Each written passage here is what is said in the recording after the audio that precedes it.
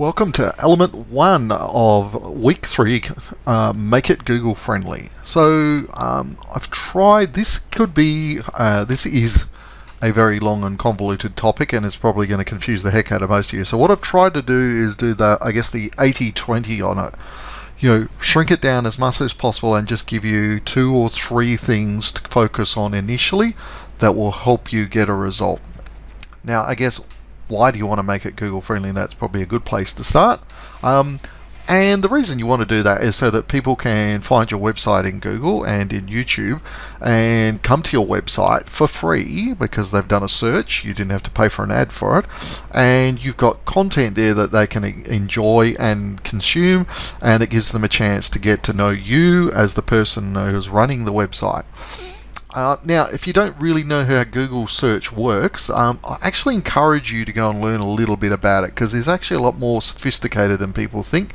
And when you understand some of this stuff, it will make it easier for you to give Google what it wants, and it will give you what you want, which is rankings and click-throughs to your website, traffic, which turns into leads and sales. So there's a new sort of page up I found called How Google Search Works that you can go to at google.com/search/how search works. I'm not going to go through it in any detail at the moment, but I encourage you to go and check it out. So the bottom line to the topic we're going to talk about here is SEO, which is a term you may have heard before, and it stands for Search Engine Optimization. And if you're in the US, that S is a Z or a Z, depending on how you like to pronounce it. They spell it differently to us. So what is Search Engine Optimization? It's taking a website, or it's taking web content and optimizing it, or making changes to it, tweaking it, so that it A, shows up in Google when people do a search, and B, the long-term goal is to have it show up on page 1, preferably near the top of the page, when they search for something that you're trying to rank for. So if you're putting out a page talking about, best phone case for an iPhone 9, for example, you ideally want to get on page 1 of Google. So what do you have to do on your site and off your site to get Google to rank you there without you having to pay for ads? So it is a complicated subject. As I said, I'm going to 80-20 it. There's literally hundreds of different elements that all go into making this work, and they change quite regularly. So that's the tricky part. So Google will make you work for it, unfortunately, but if you do, you will reap the rewards. So there's a few elements that matter more than most, so we're just going to focus on those. So if we just go through, the first one that matters is the keywords, the word or the combination of words that people search Google for. And so, whether that term is, real estate agent Perth, or real estate agent Sydney, or real estate agent New York, or best fish and chip shop in the suburb of Duncraig, or whatever it is, everything comes off that as far as Google's concerned. Okay, and what I did is I went to keywordtool.io and I just put in the word Duncraig, which is a suburb here in Perth near where I live, and just scraped off all of the 300 odd keywords, dropped them into what's called a word cloud builder. And as you can see, the bigger the word, the more often a word appears, the bigger the word is. So obviously when we're searching for Duncraig as the primary word, the word Duncraig is going to be the biggest. But then you can see lots of these other words like school, or library, or centre, or garden, or median, etc. So there's literally hundreds of different ways that people can search for information about a suburb, not just the real estate in there. So this all starts with the keywords. What is it that people are searching for? Then the next element is the content. You've got to have content on your website that Google can examine to determine if there's any page on your site that's relevant to the search being conducted. So for example, if you went to Google and did a search for the Duncraig Shopping Centre open hours, ideally there'd be a page on your website that would talk about that subject, so Google's more likely to say, okay, well, I'm going to serve this page on your site instead of somebody else's page. Alright, so that's a big key element to it. Now, I'm just giving you a really rough example of a page. I would never use just a page this simple, but I just wanted to show you something basic. The third element is the intent when they're searching, what kind of information are they looking for? So that's a tricky one. And the classic example I like to give is someone goes to Google and searches for Apple. What are they looking for? In most cases, they're probably looking for Apple, the computer company that makes computers and iPads and iPhones and that sort of stuff. But what about if they were searching for Apple the fruit? Or if you put the word apples, plural, in there, you'd be more likely to see search results for apples the fruit, apple recipes, apple breeds, that kind of stuff. So intent is really important. And I'll give you an example here.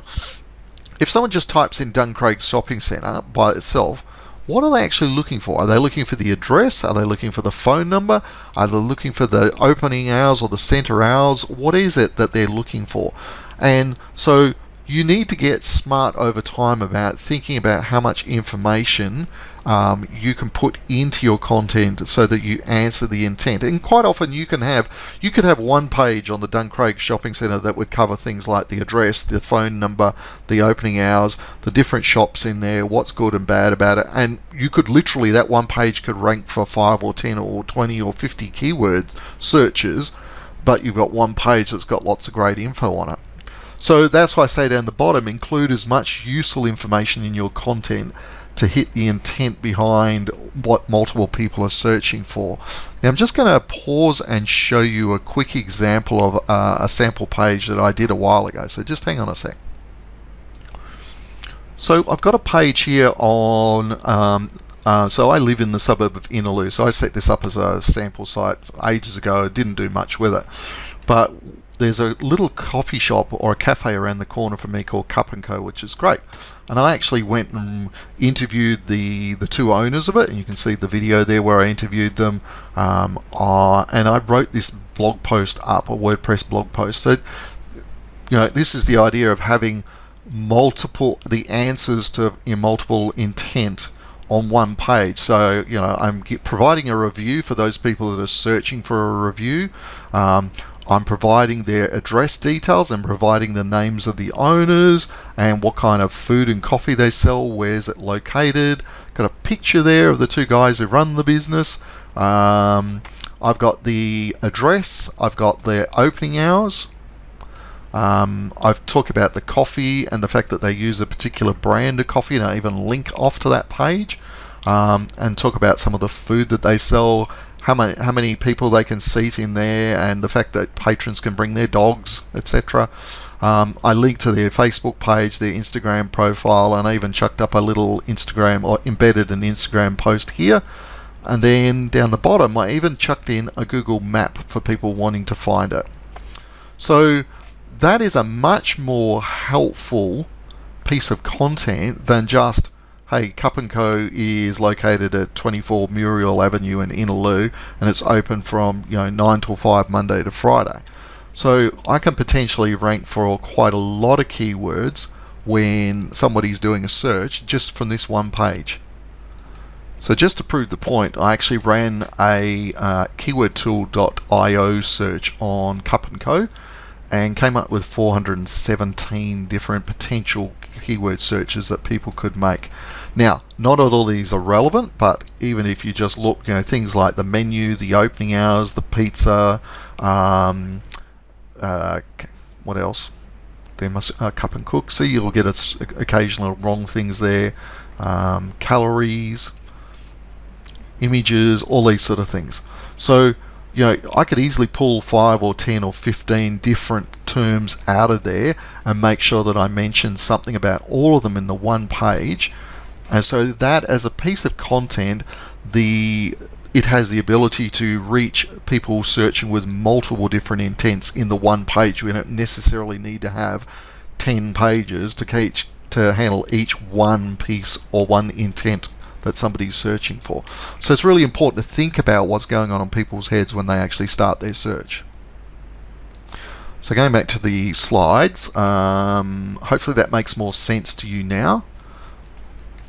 And then I guess the last thing to touch on is, because real estate is a largely geographically located product, in other words, you're selling land and you're selling houses and they're in a certain location, you want to focus your keywords, your content, and your intent around those localized geographic areas. So if you're in Duncraig or if you're in Inaloo, you're not necessarily going to be talking about somewhere in Sydney or New York unless you've got a really good reason.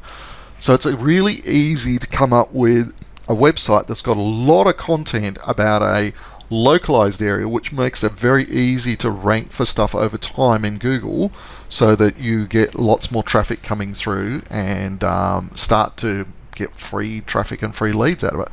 So some example terms you might potentially put into a website or create content in. Create content such as, what's the best school in Duncraig? Is Duncraig a good suburb? What are the home prices in Duncraig? Takeaway restaurants in Duncraig? Duncraig shopping centre open hours, etc.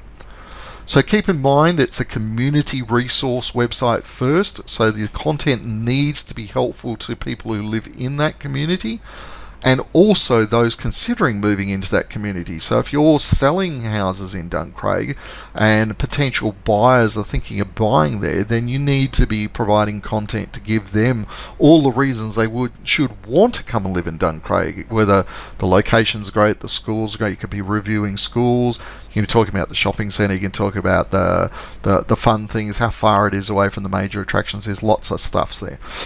Don't build your community resource website as just real estate content. That's what your agency site is usually for. I'm not saying don't put real estate content into your community resource website. You absolutely should, but you shouldn't make it the primary focus. So hopefully that makes sense for you. So what we're going to do now is we're going to actually have a look at 3 simple ways to make your website more Google friendly and over time generate traffic to it and leads and sales and listings and all that good stuff. So hang on and we'll go there now.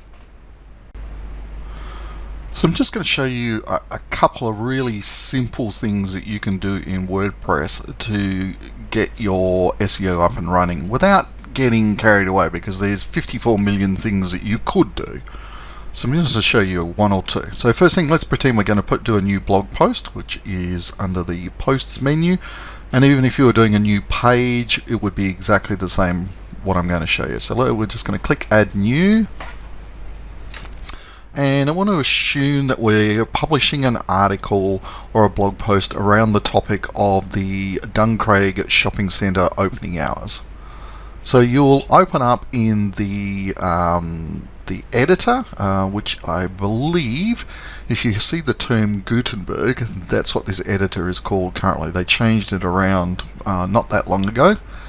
So if you run across the word Gutenberg and you're not sure how that relates to it, it's just this new fancy editor. What you want to do is put your primary page keyword in the title. So in this case, we're doing Duncraig Shopping Centre opening hours. Let's just say that's our article, okay? And then we just start typing here, whatever the case may be. I'm going to pause while I type this so you don't get bored watching it. Okay, so I finished writing. So there's a couple of elements you want to do. First, you want to put your primary target keyword in the title at the top. And then in the first 100 words or less, you want to re-mention that primary keyword. And what I've done is in the first line, I put Duncraig Shopping Centre hours. Now, you might say, well, what happened to opening hours? So in this case, sometimes it's good to have a little tiny bit of variety, and opening versus hours is generally fine. So I personally am not too fussed about that. At the end of the day, if someone goes to Google and types that in, they've got a fairly decent chance of at least having your page be flagged for this. So that's sort of one of the primary things that you want to do. The other thing you want to do is when you save the page, you want to make sure that the what's called the page slug. Now, what the hell is a slug?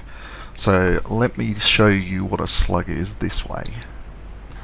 Rather than try and demonstrate, it's just easier to do a Google search and say what is a WordPress post slug, and this will apply with the pages as well.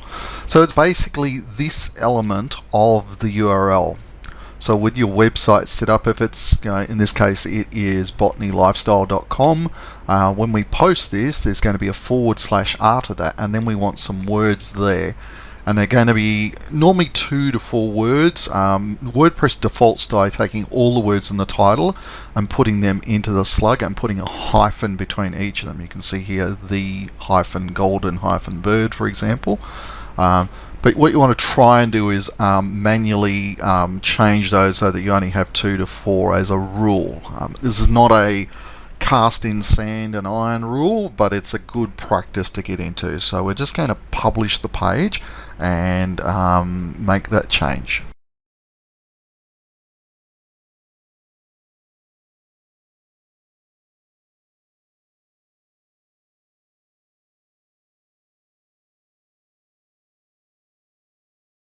So to change the slug, it's quite easy. Actually, you just click on the title and you'll notice that it shows you the slug. WordPress calls it a permalink as well at times. It's pretty well to say. Oh, sorry, permalink is the whole address, the whole URL. The slug is the bit after the botanylifestyle.com /. So to edit that, we just click there and we just remove. So I'm going to take out the word opening. Even though that's in the title of the article, I'm going to aim for the primary keyword, because I said 2 to 4 keywords would be ideal. I'm going to aim for it to be 4, so I'm going to go Duncraig Shopping Centre hours. It's going to be almost exactly the same as far as Google's concerned. And then we go update. And then once that's updated, we'll open the page and you'll see that it's got the new full slug. And view post.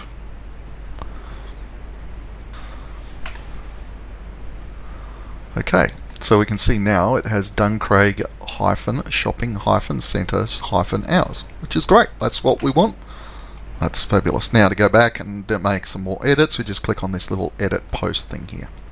So there's 3 simple things for you to think about there when you're creating posts. Now, as I said to you, these are by no means the only things that you should be worried about, but these are the 3 to start with that are really easy to do. So let's just review what they were again. So number 1, put your primary keyword in the title of the post or page. Number 2, try and mention that primary keyword again in the first 100 to 150 words. And number 3, try and keep your slug to 2 to 4 words at the most. Now, as I said, it's not cast in stone and iron or whatever. If you need to do 6 words, that's fine, but don't let it do 12 or 15 words like we used to do in the quote-unquote old days. Just trim out all the ones that are not an SEO. So, like, if we look at this as a term, what could we remove that's not going to impact the effectiveness? We can't remove the word Duncraig because this is about the location. We can't remove the word shopping or shopping centre, because that's what it's about. We can't remove the hours because then it doesn't make sense. So the only one we can remove quite safely and still get the same results is Duncraig Shopping Centre open hours. Remove the word open. So as far as basic SEO goes, that's about the 3 things that I would focus on for now. Now, to give you plenty more information if you want to drill down much deeper into this, and this is the kind of thing you should do over time. You don't want to focus on doing this in the first day. This is the kind of thing you can be learning over months. So I'm just going to show you my number 1 recommended resource for understanding other things that you can do to improve the SEO on your actual website. So just hang on a sec while I open another page. So this website is called Backlinko, backlinko.com. So this is a website, or the guy who owns the site teaches SEO. He's very, very good at what he does, probably one of the best in the world at it. And one of the things, he has plenty of these awesome free definitive guides to all sorts of things about SEO on his website. But this one here, which is backlinko.com /on-page-SEO, is the definitive guide to on-page SEO. So I'd encourage you to go to this page, bookmark it, and just slowly but steadily work your way through what he's got in here. There's lots of good tips. Some of this probably won't make sense initially. Anything you don't understand, just Google it. So, what is, let's say, what does on-page SEO mean? I've never heard of it, so we'll just do a search for that. So there you go. On-page SEO is the practice of optimizing individual web pages in order to rank higher and earn more relevant traffic in search engines. Refers to both the content and the HTML source code of the page. Now, what's HTML source code? If you go to any web page, right-click on it and choose View Page Source, you get this big tangled mess of spaghetti code. So this is the code that drives the web. This is called HTML code, and you don't really need to learn. WordPress takes care of managing 99% of this, but there are a few little things you might want to learn, and mostly they're things like title tags, headline tags, or H1s as they're called, etc. So I would start here with Backlinko, and looks like the page has disappeared on me, and just work your way through this over time and understand what he talks about, because he's probably got some of the best advice out there. And over time, you know, it might take you 6 or 12 months, but over time you can actually have a really well optimized website that does well in Google, just because you've followed some of these basics. I mean, as I said, you could do a million things, but I think he's got some of the important things. So, you know, things like target keyword in the first 100 to 150 words of your article. Put your blog post title in a H1 tag. So that's, when we go back to Gutenberg, that's this. This automatically puts it into a what's called a H1 or a headline tag. Okay, so we don't need to learn HTML coding. There's probably a few tiny little things you can learn. Anything you're not sure about, just Google it. Okay, that's the best advice I can give you. 9 times out of 10, the answer is the one at the top, something like this. Okay, or these people also ask. So if we've talked about on-page SEO, we're going to discuss off-page SEO later on. Well, what's the difference between the two? Well, you can click on there and go and find out. So that's it for the very, very basics of getting started with SEO. Focus on coming up what keywords are people searching for by doing your keyword research. What questions are people asking you?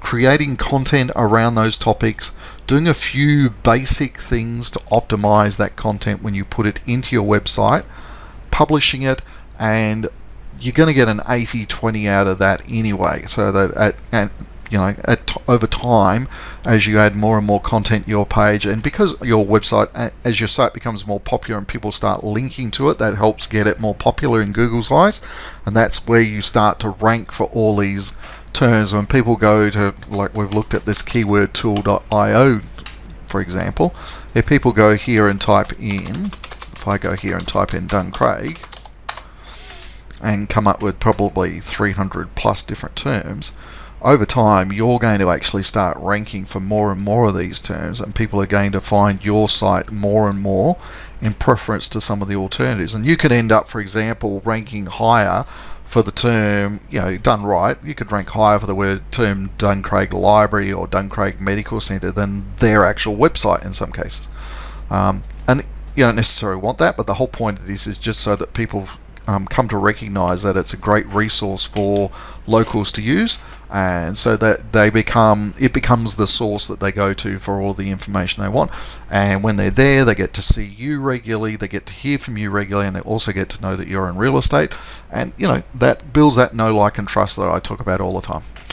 Alright, so that's the short, sharp version of SEO. We're going to leave it there for now. We'll talk more about some elements later on, but I hope you found that helpful.